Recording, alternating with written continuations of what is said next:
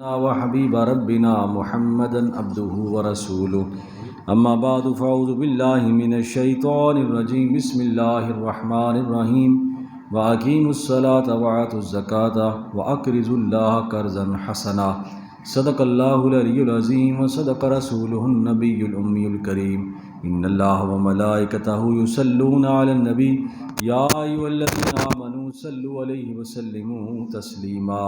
محبت کے ساتھ درود و سلام۔ الصلاۃ والسلام علیک یا سیدی یا رسول اللہ وعلی آلک واصحابک یا سیدی یا حبیب اللہ۔ الصلاۃ والسلام علیک یا سیدی یا رسول اللہ وعلی آلک واصحابک یا سیدی یا حبیب اللہ۔ حضرات محترم، اللہ تعالیٰ کا لاکھ لاکھ شکر ہے جس کے فضل و کرم سے ہم یہاں جمعۃ المبارک کی پاکیزہ گھڑیوں میں حاضر ہیں۔ یہ شعبان کا بابرکت مہینہ ہے۔ اللہ تعالیٰ ہمارے لیے آسانیاں پیدا فرمائے اور اللہ تعالیٰ ہمیں اپنا صحیح بندہ بننے کی توفیق عطا فرمائے۔ اور اگلا رمضان شریف کا مہینہ ہے، تو اس ماہ مبارک میں رمضان شریف میں اکثر احباب اپنی زکوٰۃ کا اہتمام فرماتے ہیں اور ان ایام کو عمومی طور پر اپنے مالی عبادت کے لیے جو اللہ کے نیک بندے ہیں اسے وقف کرتے ہیں۔ اور ویسے تو اللہ رب العزت نے جو بھی نظام ہمیں دیا ہے، چاہے وہ عبادت کا نظام ہے وہ بھی خوبصورت ہے، عدل کا نظام ہے وہ بھی خوبصورت ہے، نظام زکوٰۃ ہے وہ بھی خوبصورت ہے، اور جو بھی اللہ پاک نے ہمیں قرآن و حدیث اور حضور علیہ الصلوۃ والسلام کے توسل سے ہمیں اسلام کا ایک پاکیزہ طاہر جو ہے وہ سلسلہ عطا فرمایا ہے، اس میں خوبصورتی بھی ہے، اس میں اخلاقیات بھی ہیں اور اس میں توازن بھی ہے۔ اسلام افراط و تفریط سے پاک ہے۔ اسلام یہ نہیں چاہتا کہ اگر آپ کے پاس 100 روپے ہوں تو آپ 100 روپے ہی اللہ کی راہ میں دے دیں، اور اسلام یہ بھی نہیں چاہتا کہ اگر آپ کے پاس 100 روپے ہیں تو آپ 1 روپیہ بھی اللہ کی بارگاہ میں دینے کے بارے میں بخل کریں۔ تو اللہ تعالیٰ جو ہے وہ اس دین کو افراط و تفریط سے پاک بنایا ہے۔ یہ متوازن میانہ روی والا دین ہے۔ اس میں دین کے بارے میں لا اکراہ فی الدین، 3 پارہ اللہ تعالیٰ ارشاد فرماتے ہیں دین اسلام میں کوئی جبر نہیں ہے۔ دین اسلام میں 5 نمازیں ہیں، لیکن چھٹی ہم اپنی طرف سے نہیں بنا سکتے، 5 ہیں تو 5 ہی ہیں جی۔ روزے 29-30 ہیں تو ہم اپنی طرف سے نہیں، زیادہ پرہیزگار بننے کی ضرورت نہیں، جو رب نے دیا ہے اتنا ہی کرنا ہے تو وہ راضی ہوگا، ٹھیک ہے نا۔ رب نے کہا سفر میں 4 کو 2 پڑھ لیا کرو، تو ہم اگر کوئی بندہ 4 ہی پڑھے تو علماء فرماتے تو اس کی نماز نہیں ہوئی۔ کیوں جی؟ ہم نے 4 پڑھی، فرمایا 4 پڑھی ہیں لیکن اس مالک کا حکم نہیں ہے جی۔ جس طرح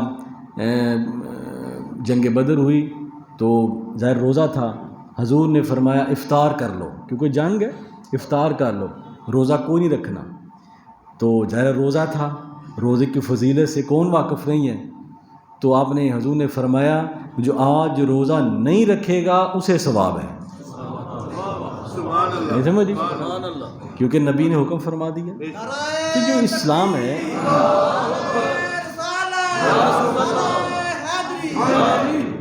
تو آج ہم اسلام کے نظام زکوٰۃ کے متعلق چند باتیں میں آپ کے سامنے پیش کروں گا۔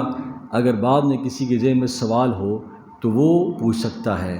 ہمارا دین آسان دین ہے، ہمارا دین آسانیاں پیدا کرنے والا ہے۔ مشکل پتہ کیوں آتی ہے؟ ہم سمجھنے کی کوشش نہیں کرتے، ہم سوال نہیں کرتے، اپنے اندر ہی مفتی بنا کے اپنے اندر ہی اس چیز کو کینسر بناتے رہتے ہیں، ہو رہے ہیں جی، ہو رہے ہیں جی، ہو رہے ہیں جی، کسی سے علاج نہیں کرواتے، وہ پھنسی جو ہے بندے کینسر بن جاتی۔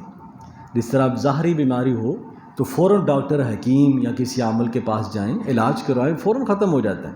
لیکن آپ اسے بڑھاتے رہیں گے نہ کسی نے دسنا ہے، تو جب بندہ کسی پہ حکیم ڈاکٹر کے پاس جاتا ہے وہ کہنا جناب تسی چھڈے کھ نہیں۔ تو یہ جب ہم اس وقت جاتے ہیں جب ہم جو ہے وہ 7 سمندر عبور کر چکے ہوتے ہیں، تو مسائل کو قرآن پاک کے جو بھی آپ کے مسائل ہیں، مالی مسائل بالخصوص، ان کے بارے میں ضرور جانچنے کی کوشش کریں۔ آج کل کے مہینے بعد لوگ ڈرے ہوتے ہیں، پتہ نہیں ساڈا مال سارا ہی ہورے ٹور جانے زکوٰۃ ویچی نہیں پتہ نہیں کیا ہوگا، ایسی کوئی بات نہیں ہے۔ اللہ تعالیٰ نے یہ جو نظام زکوٰۃ دیا ہے بڑا آسان بھی ہے، بڑا اصولی بھی ہے اور بڑا ثواب والا بھی ہے، اور اس میں کوئی مشکل بھی نہیں ہے۔ سب سے پہلی بات یہ ہے، میں نے قرآن پاک سورہ مزمل تقریباً 32 یا 33 دفعہ زکوٰۃ کا لفظ قرآن پاک میں آیا ہے۔ اللہ تعالیٰ نے ارشاد فرمایا ہے وَأَقِیمُوا الصَّلَاةَ وَآتُوا الزَّکَاةَ، کبھی تو نماز کے فوراً بعد آیا ہے اور کبھی کبھی علیحدہ بھی آیا ہے۔ زکوٰۃ ہے، صدقہ ہے، تو تقریباً 32-33 دفعہ یہ لفظ قرآن پاک میں آیا ہے کہ زکوٰۃ دو، صدقہ دو، میرے راہ میں دو، سخاوت کرو، اے نبی کسی سائل کو جھڑکنا نہیں، جو آپ کے پاس ہے اس میں سے غرباء کو بھی دو، تمہارے مال میں سائلین کا محرومین کا حصہ ہے۔ یعنی اس اللہ تعالیٰ چاہتا تو ہر بندے کو امیر بنا دیتا، لیکن اللہ تعالیٰ نے اس دنیا میں تفریق کے ساتھ، کوئی امیر ہے، غریب ہے، کوئی بہت ہی غریب ہے، کوئی بہت ہی امیر ہے، تو اللہ تعالیٰ نے نظام زکوٰۃ دیا ہے کہ 100 میں سے 2.5% تم نے اپنے مال کی زکوٰۃ دینی ہے۔ آیا کریمہ جو میں نے پڑھی ہے، اللہ تعالیٰ ارشاد فرماتے ہیں اے ایمان والو اقیموا الصلاۃ، نماز پڑھو، وآتوا الزکاۃ، زکوٰۃ دیا کرو۔ پھر آگے اللہ تعالیٰ زکوٰۃ کے بعد نا بڑا خوبصورت اپنا حکم ارشاد فرماتے ہیں۔ اللہ تعالیٰ ارشاد فرماتے ہیں وَأَقْرِضُوا اللَّهَ قَرْضًا حَسَنًا، اور اللہ تعالیٰ کو قرض حسنہ دو۔ اللہ کو اللہ تو قرضہ لینے، یہ تو بندوں کا کام ہے قرضہ لینا دینا، لیکن اللہ پاک فرماتے ہیں جب تم کسی کو میرے لیے پیسہ دیتے ہو، سخاوت کرتے ہو، میری راہ میں دیتے ہو، تو گویا تم نے اپنے رب کو قرض حسنہ دیا ہے۔ سبحان اللہ، تم نے اپنے رب کو قرض حسنہ دیا ہے، اور تم نے تو رب کو دے دیا، تو ظاہر ہے قرض لٹانا ہوتا ہے، قرض لٹانا ہوتا ہے۔ تو اللہ پاک فرماتے ہیں جب تم نے مجھے قرضہ دیا، اب سمجھو کہ رب نے واپس کیسے کرنا ہے۔ تم نے 1 روپیہ دیا ہے تو اس کی شان یہ تو نہیں کہ اس نے 1 روپیہ واپس کرنا ہے، اس نے 700 گنا بنا کے تمہیں واپس کرنا ہے۔ سبحان اللہ۔ تو اللہ پاک فرماتے ہیں اپنے رب کو قرض حسنہ دو۔ یا رسول یہ قرض حسنہ کیا ہے؟ فرمایا جس کو دو رب کی رضا کے لیے دو۔ پھر دیکھو کہ اللہ تعالیٰ تمہیں نوازتے کیسے ہیں، اللہ تعالیٰ تمہیں دیتے کس طرح ہے۔ رب کی راہ میں دینے سے کمی نہیں آتی، یہ بات ہمیشہ اپنے ذہن میں رکھیں۔ رب کی راہ میں دینے سے رب سے دینے والا ہاتھ مانگا کریں، لینے والا ہاتھ نہ مانگا کریں۔ یا اللہ ہمیں وہ ہاتھ دے جو دینے والا ہے، جو ہاتھ اوپر ہے، تو یہ رب سے توفیق مانگا کرے۔ یا اللہ ہمیں زکوٰۃ دینے کی توفیق دے، ہم لوگوں کو دیں۔ جب یہ توفیق مانگیں گے تو پھر، اور اللہ کے نبی کو بالخصوص یہ اللہ کا حکم تھا وَأَمَّا السَّائِلَ فَلَا تَنْهَرْ، اے محبوب جو سائل آ جائے اسے جھڑکنا نہیں۔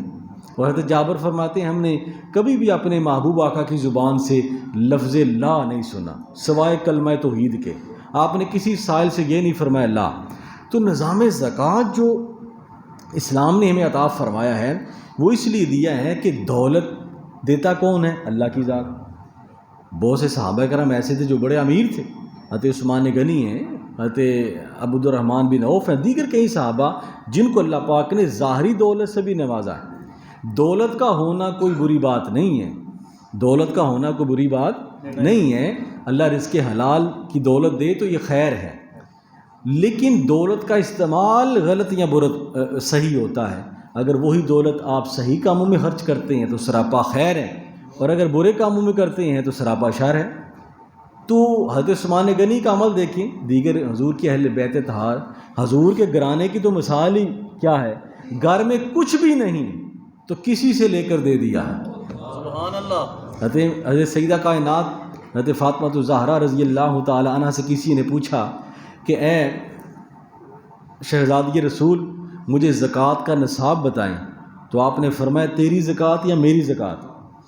تو انہوں نے فرمایا میری بھی بتائیں اور اپنی بھی بتائیں کہ آپ نے کیا دینا ہے، میں نے کیا دینا ہے۔ فرمایا تو دے گی 100 میں سے 2.5% اور فاطمہ دے گی 100 میں سے 100%۔ سبحان اللہ۔ یعنی تو نے 100 میں سے 2.5% دینے ہیں، اور فاطمہ کے پاس جو کچھ ہوا وہ سب کچھ اس نے دے دینا ہے۔ تو یہ کہنے کا مقصد ہے یہ جو دینے والا معاملہ ہے نا اسلام نے رکھا ہے، اس سے معاشرے میں ایک ہمدردی اور ایک الفت کا ماحول پیدا ہوتا ہے۔ چند حکمتیں زکوٰۃ کی، جو علماء نے لکھی ہیں۔ سب سے پہلے تو یہ اللہ کا حکم ہے، دوسرا اللہ کے نبی کا ارشادات ہیں، اور تیسرا یہ ہے کہ جب تم کسی سائل اور محروم اور غریب بندے کو زکوٰۃ دیتے ہو نا، وہ تمہارے لیے دعا کرتا ہے، تمہیں دعا ملتی ہے، اور یہ دعا ہی ہے جو بندے کے رزق کو بڑھاتی ہے، جو بندے کے رزق کو بڑھاتی ہے۔ بندے کی کوشش سے مال نہیں بڑھتا، بندے کے جو ہے وہ دن اور رات کو جاگنے سے مال نہیں بڑھتا، کسی کی دعا لگ جائے تو مال بڑھ جاتا ہے۔ مال کا بڑھنا یہ نہیں ہے کہ 1,00,000 سے 2,00,000 ہو گیا، مال کا بڑھنا یہ ہے جو ہے اس میں برکت پڑ گئی ہے، یہ برکت کا نام مال کا بڑھنا ہے۔ ورنہ آپ نے کہیں دیکھے نہیں ہیں کروڑوں پتی ہیں، تو جب ان سے کہا جائے نا کہ کچھ اللہ کی راہ میں دو تو بڑے وہ تنگ دل ہو جاتے ہیں، بڑے تنگ دل، اس کا مطلب ہے مال میں برکت نہیں ہے۔ تو جن کو دینے کی عادت ہوتی ہے، جن کا دل غنی ہوتا ہے، وہ ان کے پاس ہوتا تھوڑا ہے لیکن یوں محسوس ہوتا ہے جیسے ان کے پاس بہت کچھ ہے، یہ ہوتا ہے نا محسوس، جیسے ان کے پاس بہت کچھ ہے، یار یہ ہر بندے کو دیتا ہے۔ تو سائلین محرومین لوگوں کو دینا، ان کے منہ سے پھر دعا نکلتی ہے، ان کے منہ سے۔ ہمارے وہ پروفیسر اشفاق صاحب تھے رحمۃ اللہ علیہ، فوت ہو گئے، تو انہوں نے کہا کہ 2 فقیر جا رہے تھے تو آپس میں گفتگو کر رہے تھے، یار اتنا عرصہ ہو گیا ہم مانگ رہے ہیں، یار کبھی ہمارے پاس بھی کوئی ایسا وقت آئے گا ہم دینے والے ہو جائیں، ہم بھی کسی کو دیں۔ تو اس سے وہ کسی دنا بندے کے پاس چلے گئے اور کہنے لگے جناب اتنا عرصہ ہو گیا ہم فقیر ہیں، مانگتے ہیں، چاہتے ہیں کہ ہمیں بھی کوئی ایسی توفیق ملے، ہم بھی دینے والے بن جائیں۔ تو دنا نے کہا آج جو کچھ تم مانگو گے سارا میرے پاس لے کے آ جائیں۔ وہ سارا دن مانگتے رہے، جو جمع پونجی ہوئی وہ اس بزرگ کے پاس لے کر آ گئے۔ ان بزرگوں نے کہا تم چاہتے تھے نا کہ تم دینے والے بن جاؤ، فرمایا فقیر کو فقیر کا پتہ ہوتا ہے، اب یہ پیسے لے جاؤ، جو فقیر تمہیں نظر آئے گا اسے دیتے جاؤ، رب نے تمہیں دینے والا بنا دیا۔ فرمایا روزانہ یہ عمل کرو، ایک وقت ایسا آ جائے گا، اب تو تم مانگ کے دیتے ہو، ایک وقت ایسا آ جائے گا صرف تم دینا ہی دینا ہوگا۔ صبح مانگو، صبح لینے والے بن جاؤ، رات کو دینے والے بن جاؤ، تو اتنا ہی فرق ہوتا ہے۔ تو یہ نظام زکوٰۃ حضور نے فرمایا اللہ کا حکم بھی ہے، زکوٰۃ ادا کریں، زکوٰۃ دیا کریں۔ اب مسئلہ یہ بن گیا ہے کہ زکوٰۃ کے بارے میں ہم جاننے کی کوشش نہیں کرتے، ہمیں پتہ نہیں ہے کہ یہ نظام، بعض بندے بڑے امیر لوگ وہ گھبرائے ہوتے ہیں پتہ نہیں کیا ہو جانا، سارا پیسے ہی چلا جائے۔ نہیں، ایسی بات نہیں ہے۔ سب سے پہلی بات جو مختصر ہمارے پاس سب سے زیادہ نصاب ہے وہ پیسے کا ہوتا ہے، سونے کا ہوتا ہے، چاندی کا ہوتا ہے، اور ہمارے پاس اتنے جانور، ہمارا جو علاقہ وائز ماحول ہے اتنے جانور نہیں ہوتے، بکری ہے، بھینس ہے، گائے وغیرہ ہے، ان پر بھی زکوٰۃ ہے، ان کی بھی حد متعین ہے۔ لیکن ہمارے پاس جو زیادہ نصاب ہے وہ کس کا ہے؟ روپے پیسے کا، سونے چاندی کا ہے۔ تو سب سے پہلی بات تو یہ یاد رکھیں کہ سونے کا نصاب یہ ہے کہ 7.5 تولے سونا یا اس سے زائد سونا، 7.5 تولے سونا یا اس سے زائد سونا ہو، اور پورا سال گزر جائے تو زکوٰۃ فرض ہے۔ پورا سال گزر جائے تو مثلا میں نے آج سونا لیا ہے، اب تو سونا لینا مشکل ہو گیا نا، قیمتیں اتنی ہو گئی سارا، بہرحال جن کے پاس ہے سو ہے، میں نے آج سونا لیا ہے تو آج ہی مجھ پر زکوٰۃ نہیں ہو گئی، سال گزرے گا تو جتنا میرے پاس پڑا ہوا ہے، 7.5 تولے ہے، 10 تولے ہے، 12 تولے ہے، اس کی اماؤنٹ قیمت بنا کے اس کے برابر آپ نے 100 میں سے 2.5% آپ نے زکوٰۃ دے دینی، 1,00,000 میں سے 2500، 100 میں سے 25 روپے، 2.5 روپے، 100 روپے میں سے، تو اس میں کون سا کسی پر برڈن پڑ جاتا ہے؟ آج کل تو 2.5 روپے جو ہے وہ تو دیکھنا ہی نہیں ملتا ہے، 10 روپے کو بچہ نہیں لیتا، نصاب وہی ہے۔ ہمارا پٹرول بڑھ جائے تو قیمتیں بڑھ جاتی ہیں، ایسا ہے نا، زمانہ کہاں سے کہاں آ گیا۔ رب نے فرمایا 100 میں سے 2.5% ہی دینا ہے، رب نے یہ قید نہیں لگائی کہ اتنے پیسے ہو جائیں گے، مہنگائی ہو جائے گی تو پیسے بڑھ جائیں گے، 100 میں سے 50% دینا ہے، فرمایا اتنا ہی دینا ہے، تمہارے مال میں برکت اسی حساب سے ہوگی۔ اس طرح 52.5 تونے چاندی ہو یا اس کے برابر پیسے ہوں، 52.5 تونے چاندی یا اس کے برابر پیسے ہوں اور پورا سال گزر جائے، یہ سال کا گزرنا ضروری ہے، لیکن رب نے بوجھ نہیں ڈالا، اللہ نے کسی معاملے میں ہم پر بوجھ نہیں ڈالا، ہم خود اپنے آپ پر بوجھ ڈالتے ہیں، ہم خود اپنے آپ پر جو ہے وہ بوجھ بن جاتے ہیں، ورنہ رب نے کسی کام میں ہمارے پر بوجھ ڈالا ہی نہیں۔ حقیقت میں بات یہ ہے، کیونکہ اللہ تعالیٰ ہمارے لیے آسانیاں چاہتا ہے، مشکل نہیں چاہتا۔ قرآن پاک تو فرمایا اگر اتنے پیسے ہو جائیں، سال گزر جائے تو زکوٰۃ دینی، 52.5 تولے چاندی یا اس کے برابر پیسے ہوں تو آپ نے سال گزرنے کے بعد جتنے پیسے آپ کے پاس بچ گئے آپ اس کی زکوٰۃ ادا فرمائیں۔ اسے کہتے ہیں قرض حسنہ، قرض حسنہ، کہ آپ نے اللہ تعالیٰ کو قرض حسنہ دیا ہے۔ ایک بندہ حضرت امام راضی کے پاس حاضر ہوا، کہنے لگا حضور میں چاہتا ہوں میرا پیسہ بھی میری قبر میں جائے، میرا پیسہ بھی میری قبر میں جائے۔ آپ نے فرمایا قبر میں جانے سے پہلے پہلے اپنا مال غریبوں میں تقسیم کر دو، اللہ کی راہ میں تقسیم کر دو، جب قبر میں جاؤ گے سارا مال 700 گنا کے اضافے سے تمہارے پاس آ جائے گا۔ ایک دفعہ نا حضور کے صحابہ نے وہ ایک بکری جو ہے وہ تقسیم کی فقراء میں، ایک ران بچ گئی، تو حضور تشریف لائے تو آپ نے فرمایا صحابہ کوئی شے بچ گئی؟ فرمایا یا رسول اللہ ران بچ گئی ہے۔ آپ نے فرمایا نہیں، بچ وہ گیا ہے جو رب کی راہ میں دے دیا ہے، بچ وہ گیا ہے جو رب کی راہ میں دے دیا ہے۔ حضور نے فرمایا اے میرے صحابہ تمہارا مال اچھا ہے یا تمہارے ورثاء کا مال اچھا ہے؟ یا رسول اللہ مال تو وہی ہے جو ہمارا ہے۔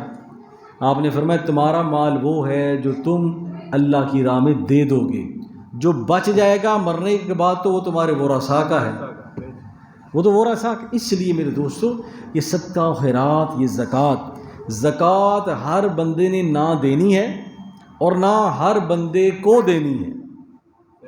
میری بات یاد رکھیں، اس طرح حج ہے، یہ بھی اگر طاقت ہے تو حج کریں، ورنہ اللہ نے لازم قرار نہیں دیا۔ لیکن اگر آپ پر زکوٰۃ فرض نہیں ہے، زکوٰۃ فرض نہیں ہے تو آپ ویسے کسی کو 50 صدقہ و خیرات کرتے رہنا چاہیے، اللہ تعالیٰ کی بارگاہ میں دیتے رہنا چاہیے، کیونکہ مال دینے سے بڑھتا ہے، مال دینے سے اللہ کی راہ میں دینے سے بڑھتا ہے، اور یہی مال اگر آپ کار خیر میں اللہ کی راہ میں تقسیم فرمائیں گے تو یقین مانیں آپ کے مال میں برکت ہوگی۔ حضور کی بڑی پیاری حدیث پاک، حضور نے فرمایا حسنوا اموالکم بالزکوٰۃ، اپنے مال کو زکوٰۃ کے ذریعے محفوظ بناؤ۔ حضور نے کیا فرمایا ہے؟ اپنے مال کو زکوٰۃ کے ذریعے محفوظ بناؤ۔ اگر تم زکوٰۃ نہیں دے گو تو مال غیر محفوظ ہو جائے گا۔ اگر اس کی حفاظت کرنی ہے کہ اس میں برکت ہو تو بعض لوگ پوچھتے ہیں کہ یہ بینک میں جو زکوٰۃ کاٹی جاتی ہے کہ یہ درست ہے؟ اگر تو وہ سال کے بعد کاٹتے ہیں تو درست ہے، اگر وہ سال گزرنے سے پہلے پہلے کاٹ لیتے ہیں درست نہیں۔ مثلا یکم رمضان کو وہ کاٹتے ہیں تو اگر 2 دن پہلے کسی بندے نے پیسے جمع کروائے ہیں اور 2 دن کے بعد اس کی زکوٰۃ کاٹی جائے تو یہ عمل درست نہیں، اس کی زکوٰۃ نہیں کاٹی جائے گی، اس کا سال پورا گزرے گا تو پھر۔ اس لیے اس چیز کی اختیار ضرور رکھنی چاہیے۔ آپ بینک میں لکھ کے دے سکتے ہیں کہ جناب میں وہ فارم آج کل اویلیبل ہے کہ میں اپنی زکوٰۃ خود دوں گا، تو سال اگر آپ کا گزر جاتا ہے تو زکوٰۃ دیں۔ اب زکوٰۃ کن کو دینی ہے؟ جو غریب ہیں، فقراء ہیں، مساکین ہیں، سادات نہ ہوں، سادات میں بھی بڑے بڑے غریب ہوتے ہیں، ان کے لیے علیحدہ رکھیں۔ آگے رمضان شریف آ رہا ہے، بڑے بڑے لوگ ایسے ہوں گے جن کے پاس آٹا نہیں ہے، جن کے پاس جو ہے وہ کھانے کے لیے کوئی چیز اس طرح نہیں ہے، تو کچھ ساتھی مل جائیں اور مل کر کچھ 4 پیسے اکٹھے کر کے جتنے کو قریب کہ آپ جہاں تک ہو سکتا ہے آپ ان کے ساتھ تعاون کریں، کسی کو رمضان کا راشن لے دیں۔ اب تو ہمارا یہ حال ہو گیا ہے، باہر کے ملکوں میں جائیں، یورپ میں جائیں تو وہاں رمضان پیکج آتے ہیں اور یہاں رمضان آتا ہے تو چیزیں مہنگی ہو جاتی ہیں۔ عجیب حال ہے، اوپر سے رب کی رحمت برس رہی ہے اور یہ لوگوں پر زمین تنگ کر رہے ہیں۔ ایسے بھی مشکل حالات نہیں ہیں، ایسے بھی جو ہے وہ کمی والا دور نہیں ہے کہ ایک بندہ جو ہے وہ گھنٹوں آٹے کی بوری کے لیے وہ لگا رہے۔ یہ تو حکومت وقت کا ذمہ داری ہوتی ہے، چاہے کوئی بھی ہو، کہ وہ رمضان کے لیے اور دیگر ماہ کے لیے ایسے معاملات کرے جس سے عوام کے لیے سہولت پیدا ہو، نہ کہ ان کا گلا گونٹ دیا جائے۔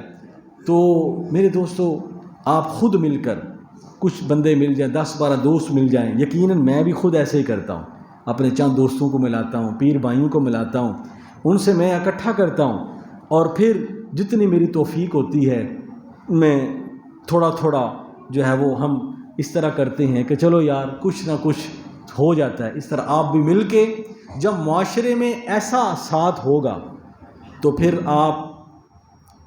میں یہ اب دیکھیں اپنا یہ الیکشن ہو رہے ہیں، میں پڑھ رہا تھا کہ 22 ارب روپے لگیں گے، اس کا کیا فائدہ ہوگا؟ جڑے گیرے ہوئی آ جان گے، انہاں کی کر لینا ہیں جی؟ بھئی گدھا اس کمرے سے نکل کے اس کمرے میں آ گیا ہے تو کیا فرق پڑے گا؟ اگر گدھا کعبہ میں بھی چلا گیا تو کیا فرق پڑے گا؟ وہ گدھے کا گدھا ہی۔ 82 ارب لگا کے تم نے انہی کو آنا ہے، یہ جو اوپر سارے بیٹھے ہوئے ہیں جنہیں تباہ کر دیا ہے، وہ 82 ارب روپیہ مل کے اس قوم پہ لگا دو، ملک کی ترقی کے لگا دو، ملک کے فائدے کے لیے لگا دو، کیونکہ یہ بات درست ہے کہ نہیں ہے؟ لیکن عوام کا شعور بھی سبحان اللہ، غریب مر جائے گا لیکن اپنے الیکشن کے لیے کروڑوں اربوں روپیہ لگا دیں گے اور غریبوں کا تماشا دیکھیں گے۔ جس دن یہ قوم بیدار ہو گئی نا، صحیح حکمران بھی آ جائیں گے انشاءاللہ، صحیح لوگ بھی موجود ہو جائیں گے۔ لیکن ہماری بے حسی کا عالم یہ ہے، حضرت میرے فاروق رضی اللہ تعالیٰ نے ایک دفعہ ایک بستی میں چلے گئے تو وہاں ایک بوڑھی عورت سے ملاقات ہوئی، تو آپ نے فرمایا بوڑھی عورت کیسا گزارا ہو رہا ہے؟ اس نے کہا گزارا کیا ہو رہا ہے؟ نہ میرا بہن، نہ بھائی، نہ اولاد، اکیلی رہتی ہوں، اور پتہ ہے کیسے گزارا ہوتا ہے اکیلے بندے کا؟ تو آپ نے فرمایا مدینہ پاک میں جاؤ اور خلیفہ عمر سے جا کر کہو۔ وہ کہنے لگی میں عمر کے پاس کیوں جاؤں؟ خلیفہ وہ ہے کہ میں ہوں، میں تو عوام ہوں، میں عمر کے پاس کیوں جاؤں؟ عمر میرے پاس کیوں نہیں آتا؟ آپ کی یہاں چیخیں نکل گئیں۔ آپ نے اسے نہیں بتایا کہ میں ہی خلیفہ ہوں، نہیں بتایا، فوراً واپس گئے اور جا کر حکم نامہ جاری کر دیا کہ جن کا کوئی نہیں ان کے لیے ہمیشہ کے لیے ماہانہ وظیفہ مقرر کر دیا جائے۔ سبحان اللہ، تکبیر،